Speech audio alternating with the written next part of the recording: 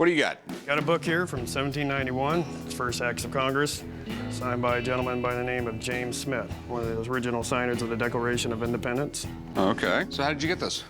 Property cleanup. I found it in the back of a 1956 Plymouth. It was just a repossessed house or something like that? Yep. I'm telling you, that's some of the best places you find stuff. I decided to come to the pawn shop today because I have a book from 1791, it's First Act of Congress. I want to sell it because it needs to be rescued and given to someone that will take care of it. I'm not sure how much it's worth. I would like $2,500 for it, and hopefully we can make a deal. You know what the Acts of Congress was, right? Yeah. It was like the original laws of the United States. The very first. They had to set up everything. I mean, like, here we go. What the privates in the Army should wear. Rates of coins for receiving duties and fees. If wounded or disabled, what compensation. People assume that when the Revolutionary War ended in 1783, that George Washington was immediately elected president. It actually took another 6 years to ratify the Constitution and form a government. The first U.S. Congress finally met in 1789, and this book is a record of that event. I'm imagining the book is pretty rare. Yeah. Okay. This was a lot of work printing this book. It's really well done, too. This is hand-laid paper. It's just, God, it is in rough shape. It is. It's in bad shape, but for 200 years old, it's not that bad. If we can get that authenticated, make that book worth a little bit of money.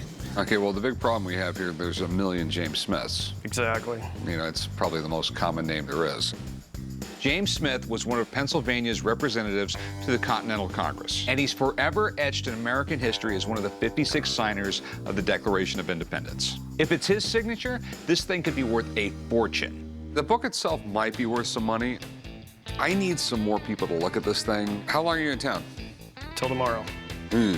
If I can get someone later today, I will. Otherwise, we're gonna have to figure something out. That's all I can tell you. All right. All right, thanks. Well, thank you. This book is an unbelievable record of our early government. It's clearly authentic, but I have no idea how rare it is or what it's worth.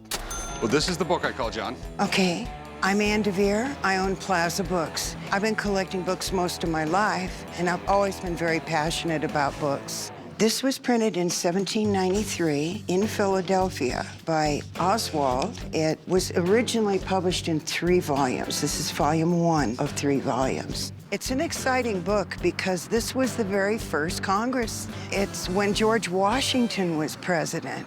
Do you know how many copies this thing was published? Not too many copies were published, probably 1 for each member of Congress. It is an important book. It's a book that probably should be in a museum somewhere. He's got this signature on the front that I know nothing about. I can't address the signature on the front. It would take a person who's expert in signatures to tell you more about that. Okay. What is something like this worth? While the condition of this book is less than very good, the front cover is detached, there's foxing to the pages, and there's some staining of the page edges. It's a very important historical document. I would say probably in the range of be in the $2,500 to $3,500 range. More if this signature were confirmed to be of someone of importance. It could raise the value of the book tremendously. All right, Ann, you're the best. Thank you. Thanks, Ann. Thank you. That's good news. Yeah, I'm gonna have someone come in later today that can tell us about the signature. Okay. Okay, and then we'll talk price. All right, perfect. All right, Thank you. thanks. If the signature is James Smith, then I'm gonna be really happy because that'll make it worth a lot more money, and then hopefully we can make a deal. Good to see you, sir. How are you? I'm Drew with Authentic Autographs Unlimited. I'm a forensic document examiner. What do we have today? We have a book with the first acts of Congress printed in 1793, Okay. and he's saying he thinks this might be James Smith. Oh, the James Smith. Really? Yes. Okay. Well, James Smith may not be one of the most well-known of all the original signers, but it doesn't matter. If you're one of the signers of the Declaration of Independence, you're definitely all that. Let's see what we have.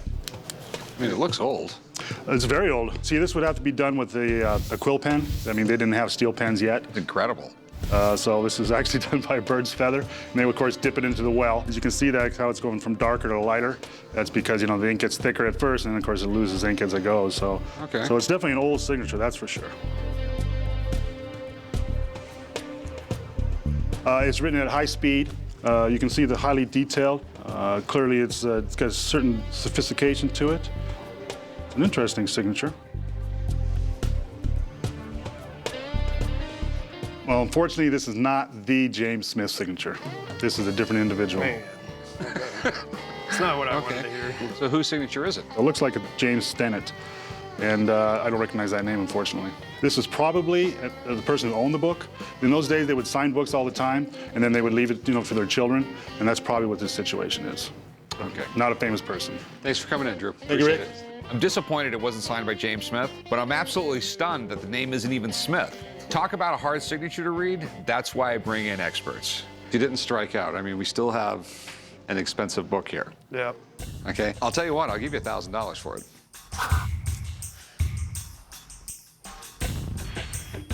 Well, If you want to sell it, guy, we pay $100 bills.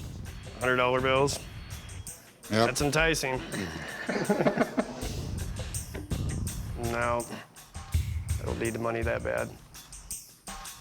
Okay. You want to take $1,500 for it? I mean, it's a fair offer. Well,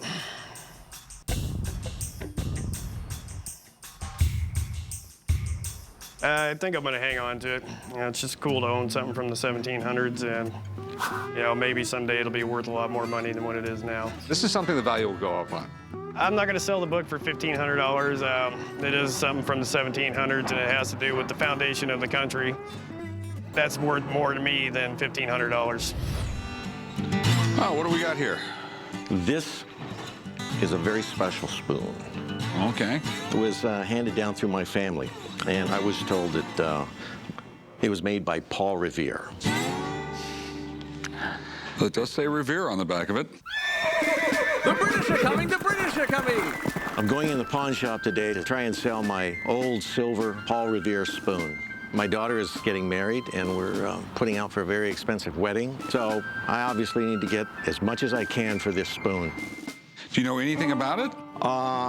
Like I said, supposedly it dates back to the days of Paul Revere. Not only did he make one of the most famous rides ever, he was also a silversmith. Usually these are behind like 3 inches of glass. Everyone knows Paul Revere from history class. He's the guy who rode the horse yelling, "The British are coming, the British are coming." But what most people don't know, he was also a silversmith, and a damn good silversmith. It appears to be coin silver. Back in the late 1700s, early 1800s, it would be ridiculous to go take a silver coin and trade it in for the exact same amount of silver. So they just grabbed silver coins, melted them down, and made silver out of them. It definitely looks old because you got this rainbow patina right here. I mean, that looks like real age. It doesn't look like it was aged patina. The way they age silver is they heat it up in an oven and dip it in water right away, and that will instantly tarnish it. But it gives it the wrong color, because it's a black color, and it doesn't give you like this rainbow effect, which happens after a lot of age. This spoon looks right, and it looks old. And if it was really made by Paul Revere, it's a piece of American history, and I can't begin to tell you how much I want it. Have any idea what it's worth? No. Okay. Yeah, I mean, if it's Revere, it could be worth a lot of money. I mean, possibly it may be a $10,000 spoon. But stuff by Paul Revere has been faked forever. I mean, I've seen this stamp on a book, but I've never seen it in person. A little bit of knowledge is really, really dangerous. I'm not going to throw out a number until I have someone look at it. Sure. I'm okay with that. So let me make some phone calls. We'll see what the deal is. Maybe we can do something. Fair enough. All right, thanks a lot. Okay, sure. Hi, Rick. How are you? Well, this is what I called you about. That's the Paul Revere spoon. Well, it says Revere anyway. Could be Bob Revere, I don't know. There are a lot of fakes and reproductions, so you have to be extraordinarily careful. I'm an expert in early American history and artifacts. So, Rick, what are your concerns about this piece?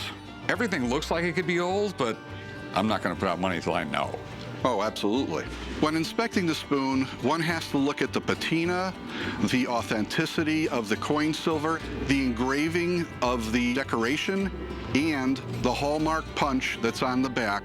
And this appears to be coin silver. The patina is lovely. It's original and natural, so whatever's developed here doesn't appear to be fake. And it's got a lot of wear on it. This spoon was used. Yeah. And it has a really nice decoration with the initials PK. What people don't know, for the most part, about Paul Revere was that he was a prolific engraver, and he actually engraved plates for the printing of paper money of Massachusetts and New Hampshire during the Revolutionary War period. Looking at your punch mark, that's really a critical part of this whole equation, whether or not it was made by Paul Revere.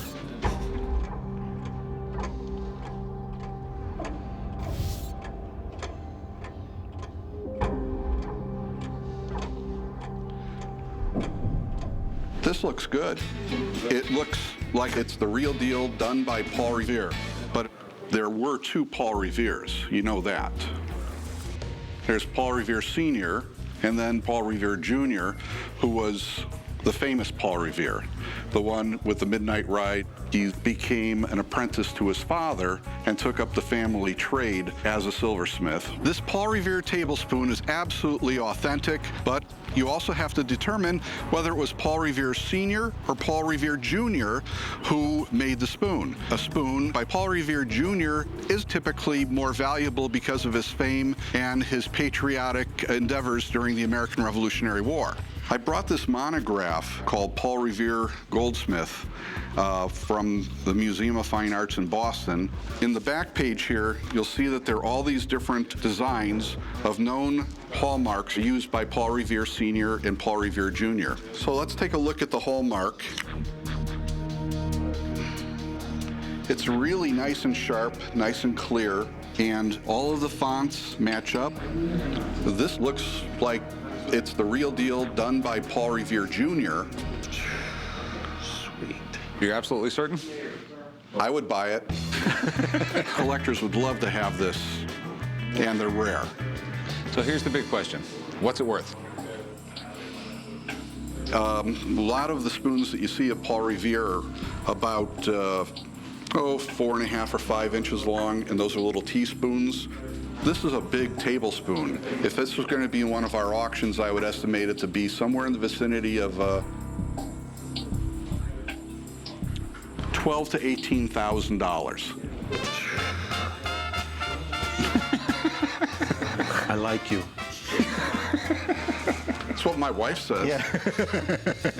Thanks for coming in, Dana. This spoon is amazing. It should be in a museum, but it's not. It's in my shop, and I'm going to do everything I can to get it. Okay, here comes the fun part. What do you want for it? Well, I'd like to see 15 grand. When I sell it, I'd love to see 15 grand.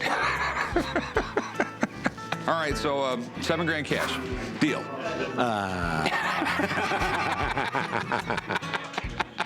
Hey, come on here. Let's tap dance a little bit here. You mean 8 grand? Man, you're killing me. We take 9 grand for it. 95 and you got a deal. All right, 9,500. You got a deal. Let's go do some paperwork. We settled for 9,500, and that will help out immensely. So my daughter's just going to have a wonderful wedding. I am so happy we were able to make a deal. It's going to look great in the showcase, and it's going to bring a ton of history buffs into my shop. So what do we have here? This is a Sho-Bud pedal steel guitar. I mean, it's a cross between a 2-neck guitar and a piano. It's almost that bad. I came to the pawn shop today to try to sell my Sho-Bud pedal steel guitar. I'd love to get $3,000. I don't play it, I don't see myself learning to play it, so time to move it on. Where in the world did you get this? Well, my late husband acquired it from a music store in downtown Phoenix, and when he cleaned it up, he got pretty wood inlays and stuff. I do know that Sho-Bud is one of the main makers of these guitars. The pedal steel is one of the hardest instruments in the world to play. I've always liked country music. You'll see a pedal steel or a lap steel on the stage with them at all times. Why do only old guys play it? Because it's almost a lost art, Corey. And a lot of the music today is stupid, so they don't use them. Nowadays, these damn kids press a few buttons on a computer and think they're making music. This is a real instrument. It takes an actual musician to play it. These are actually duplicate fretboards. Somebody had tried to clean the old ones and some sort of solvent took the paint with it. Okay, I love when people do that. My big concern is that these are not exactly popular instruments, so we might be sitting on it for a long time. But if this is the Gibson or Fender of pedal steels, it might have a historical value that makes it worth a lot of cash. What'd you want to do with it? Well, I'm hoping to sell it. Okay, any idea on what you want to get out of it? Well, the gentleman that my late husband spoke to indicated it might be worth $3,000 or $4,000. You know, I don't know anything about them. I got a buddy who owns a guitar shop here in town. He's really good at this stuff. Do you mind if I bring him down here? Well, I'd really love to get someone's opinion. If this thing checks out, I'll definitely make an offer on it. You just don't see these that often. I mean, there's got to be some country musicians out there that are just dying to have it. Hey, Jeff. Hey, how you doing? Guys usually call me down anytime they get anything that they're not too sure about guitar-wise. Looks like a nice old Sho-Bud. Sho-Bud was the first company to really make a professional pedal steel guitar. Pedal steels are kind of a different animal altogether than a normal guitar. It's played with a tone bar, just basically like a slide. You would run the slide down, and then you could use, you know, the pedals and the knee lever on it. And you can set them to a set note, so you can bend the string to that note. Any old country ballad you hear, that really weeping guitar sound in the background, that's this. The Sho-Bud and the pedal steel kind of all evolved from lap steels, which were used in Hawaiian music. Country guys started picking it up because of the nice sound that it makes. Jesse, can you play these things? Absolutely do not know how to play the pedal steel. But I mean, we can check it and make sure everything works on it. Well, give it a shot, man.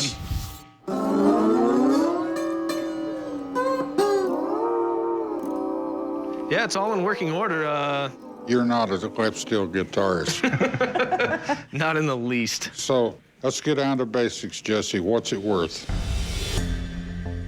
I would say in this one's condition, probably between $2,500 to $3,300. Well, my man, I appreciate it. No problem, man. If the guys get this Sho-Bud, it's not a super quick sell, but you'll sell it. A real professional is gonna want a Sho-Bud. So what's your bottom dollar? Well, could you do $2,500? No, I don't have people knocking down the door to buy these things. What do you think, Corey? I'd give you like $1,200 for it. Would you come up a little bit? Hit me with a number. How about $1,800? How about $1,500? $1,500 and you got a deal. That's the best I'm gonna go.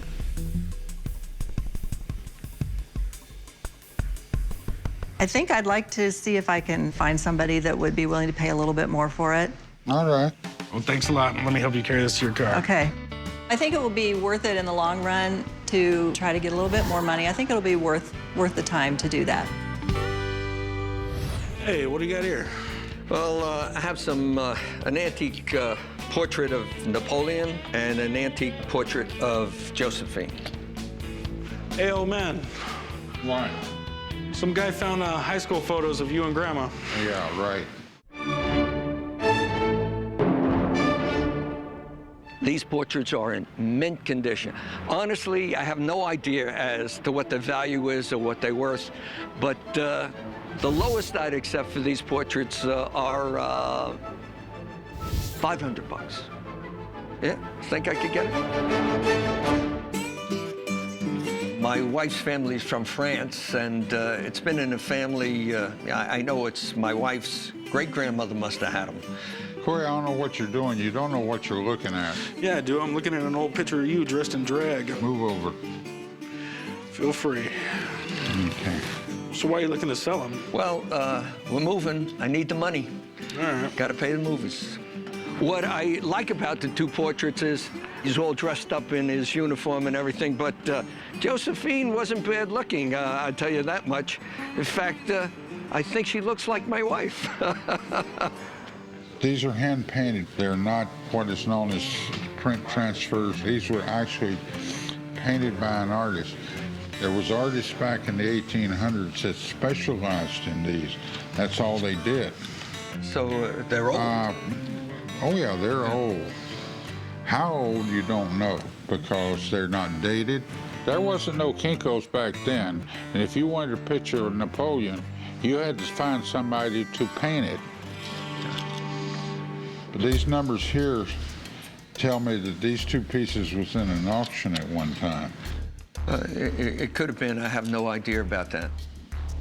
We're going to have to bring in an expert, somebody that specializes in this type of stuff. I'd appreciate that. I'm excited about meeting with the expert. It would really be nice to know the true value of the portraits before we negotiate a price. My name is Greg. I'm an expert in French Revolutionary Napoleonic history. And whenever the guys have an item in French history from that period, they give me a call.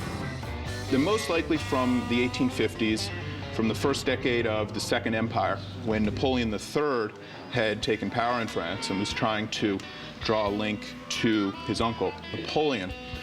There was a great market for Napoleonic and Josephinian artifacts all across the 19th century, paintings that were done as pendants, on vases, on plates, even on salt and pepper shakers. The interesting thing about Josephine and Napoleon is that, unlike previous monarchs, they were closely associated as a couple. They were really thought to be in love. They were the Kennedy and Jackie O of their period. She was very much a visual icon, a fashionable person, widely revered as a kind of young, beautiful celebrity of the day.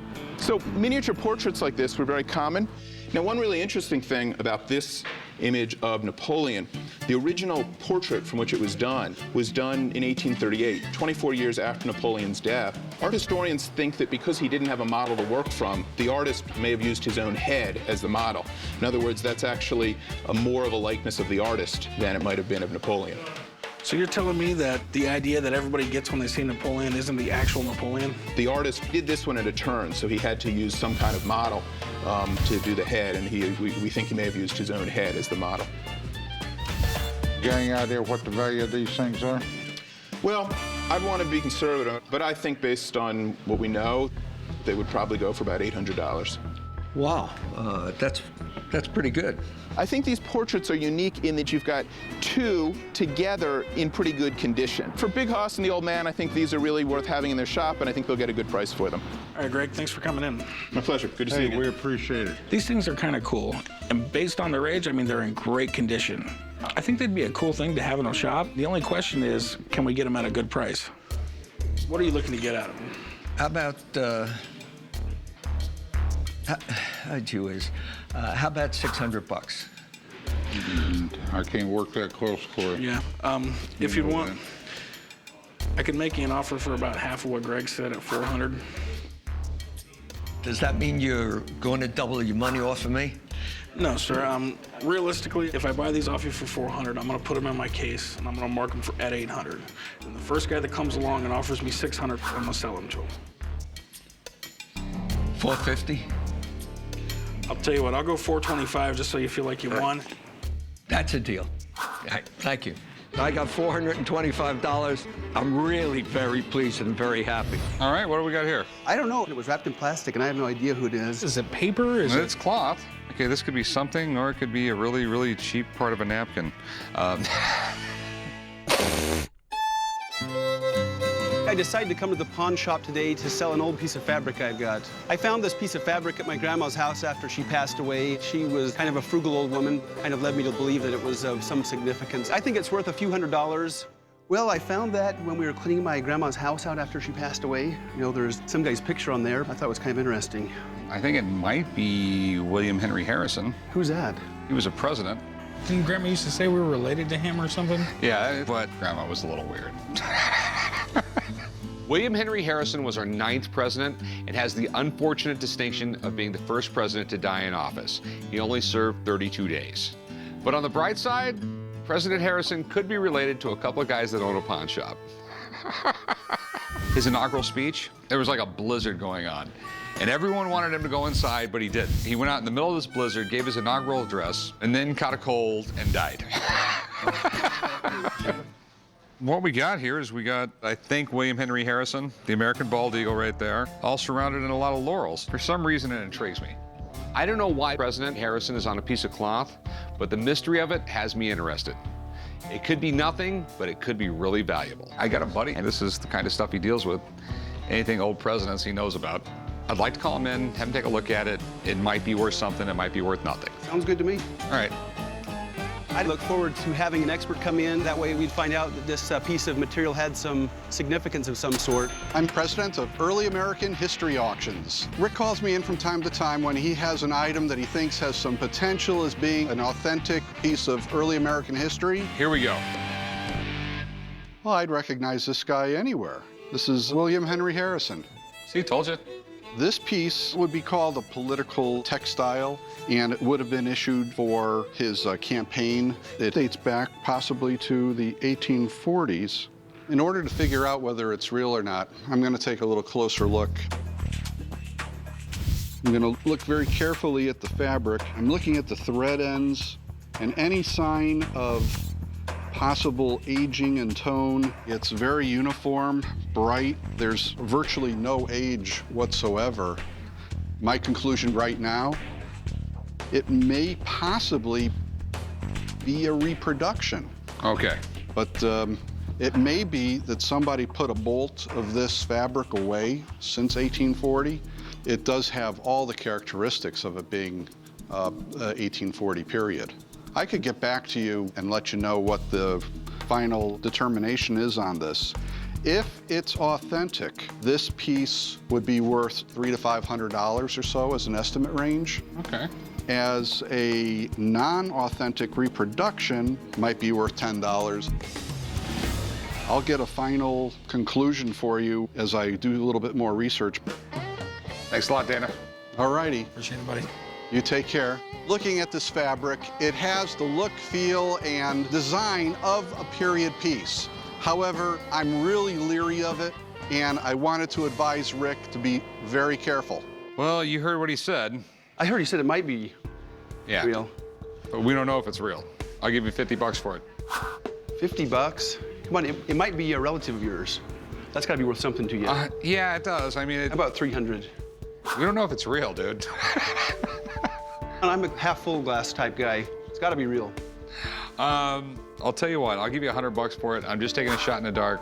I ain't gonna go a dime more. You sure? No more. I'm gambling here. 125. No, 100 bucks.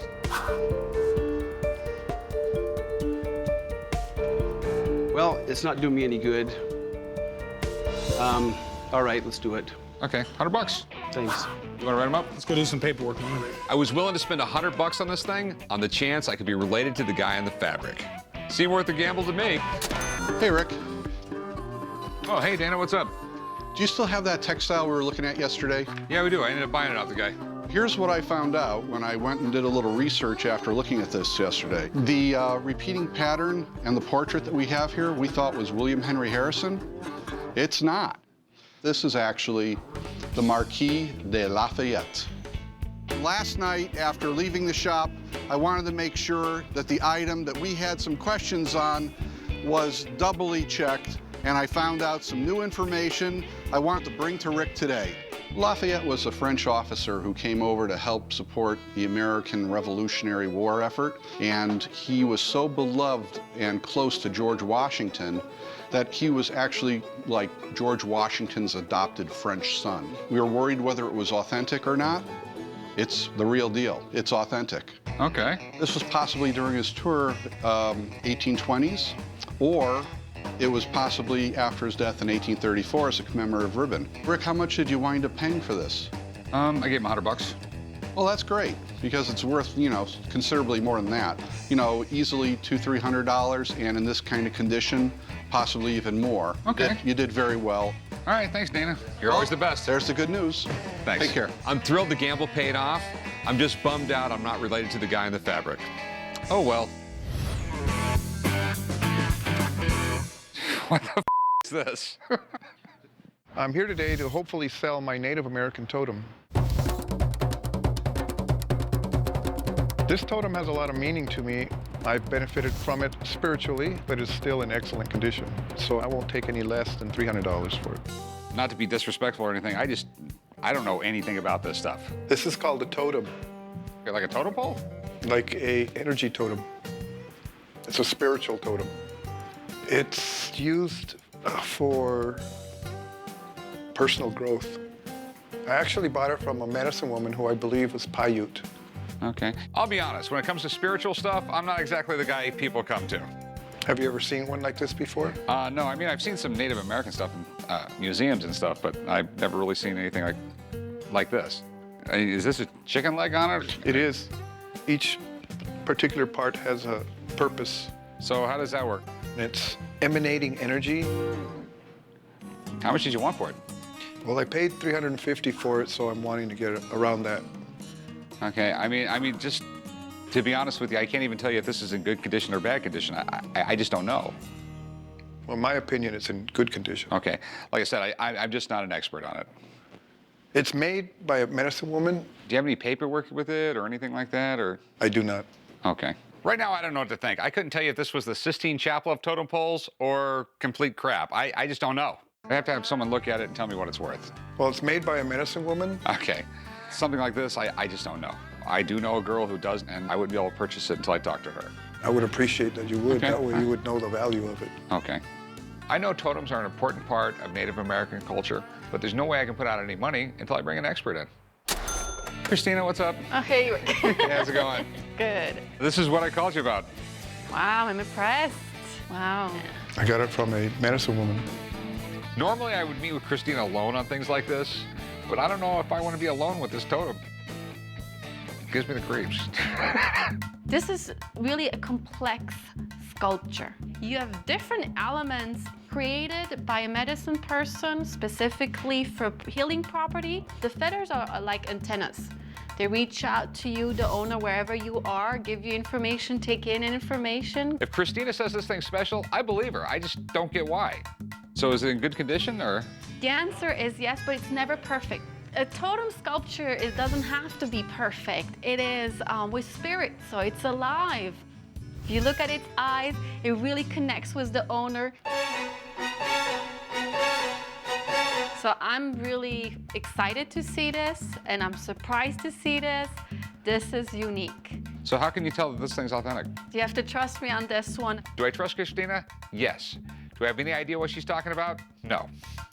So how much would this thing be worth? I would estimate around $400. Okay. Well, thanks. Thank you. If I was in the museum business, I would hop all over this totem. But being in the pawn business, I got to make a profit on everything I buy. I really appreciate it after everything Christina's told me about it, but I just don't have the clientele for it. But there's love and spiritual energy in this piece. And I can appreciate that, but there's just no way I can make money off that. It was nice meeting you. I mean, I got a real education here. What do you got here? I have a World War II baby gas mask. Hey, Rick, come here. What in the world do we have here? I have a baby gas mask. Must be a really stinky poo. I decided to come to the pawn shop today to try to sell my baby gas mask from World War II. The gas mask is from 1939. It's in very good condition, and it has the original box and the paperwork along with the gas mask. I spoke to a museum that said it might be worth up to $5,000, so I was thinking maybe I'll cut them a break and sell it to them for $4,000. This one was given out in England. My uncle was born just before D-Day, so they were worried that there was going to be some type of chemical attack. So they gave it to my grandmother for my uncle. Okay. Yeah, it must have been extremely scary living at a time when you needed one of these things in your house. The pamphlet here says that if you leave your house, you will be killed. Okay. I've seen plenty of gas masks before, but I've never seen one made for a baby. I know they handed out gas masks all over England during World War II, but I just can't imagine being a parent and having to put my child in this thing. It's just really bizarre. I mean, I just can't imagine taking a baby and throwing it in this thing and... Well, it's not as bad as it sounds. You actually put the baby up inside, and you cinch it closed with this, and then you can pump the filter. I mean, quite frankly, this is the only one I've ever seen, and I know nothing about it. They're extremely valuable. Okay. Tens of thousands, if not millions of dollars. I can guarantee you that's not going to happen, but I would like someone to take a look at it. Hell, right now, I'm just taking your word that it's for a baby. And I'm only looking for $4,000. Cash, I'm on my way. I have a buddy, he's the curator of the Clark County Museum. I'm gonna have him take a look at it, and I'll get a better idea of what it is and what it's worth. Okay? That'd be great. All right, thanks. Thanks. This thing's extremely unique, and sometimes that can mean extremely valuable. So I'm calling in my buddy Mark so he can tell us more about it and how it was used. I'm the administrator of the Clark County Museum System. I am intensely curious about history, the real artifacts, what they are, how they were used, and what we can learn from them. Well, you've got an infant gas mask. Okay, so it is an infant gas mask. Yes, it is British. It is World War II. It's dated 39. By 1939, they had already made over 9 million civilian gas masks in Britain. They were trying to make gas masks for every man, woman, and child on the island. 1939, World War II started. All sides knew that they had gas. They had used it in World War I, and this was the great horror weapon that they were worried about having used again. There were treaties in place that said, no, we won't do this, but you didn't know for sure, so you had to plan for it. A place like Britain, you're on an island. It's not going to get off the island, and you can kill everybody there. So there was a great deal of fear that perhaps gas would be used. And what do you do with infants? World War II was a war that involved everyone in the world, not just the people on the battlefield. What we tend to forget was the home front was part of the war. If you were in Britain, you were part of the war. Because it's an infant, you'd have to pump air in there for the infant. They could hold everything while still pumping. I mean, it's just scary and creepy to me, you know what I mean? There are certain artifacts that are just appalling just because they have to exist. Yeah. You know, the fact that somebody had to sit down and say, okay, if they're going to drop gas on us, how are we going to keep infants alive? The idea of getting your infant into a gas mask like this, it would have been the most frightening thing to ever run into, but it was at least an option that you had just in case. It's one of those things. It's horrible that it had to exist. It's wonderful that it only exists as a brand new piece that was never used. Okay. Thanks for coming in, Mark. Really Not a problem. Thanks a lot, Rick. Heyman, good to meet you. Thank you. Chumley, good to see you. See you next time. So, what do you want for it? 4,000. I mean, it's definitely different. I can tell you that. Somebody might want it. Someone's probably going to want it, but $3,000. you know, it's just, I just don't know how to display this in the store. You know what, man? I think I'm going to pass. It's just, you know, I mean, once I found out more about it, it just creeps me out more and more. But thanks for bringing it. I mean, at least I learned something. Cool, thanks. Thanks a lot, man. See you. Even though this thing has value, I just know that something is going to be difficult to sell. And if it's creeping me out, there's a good chance it's going to be creeping my customers out too. And I don't think there's anybody out there who wants to put a baby gas mask in their curio cabinet.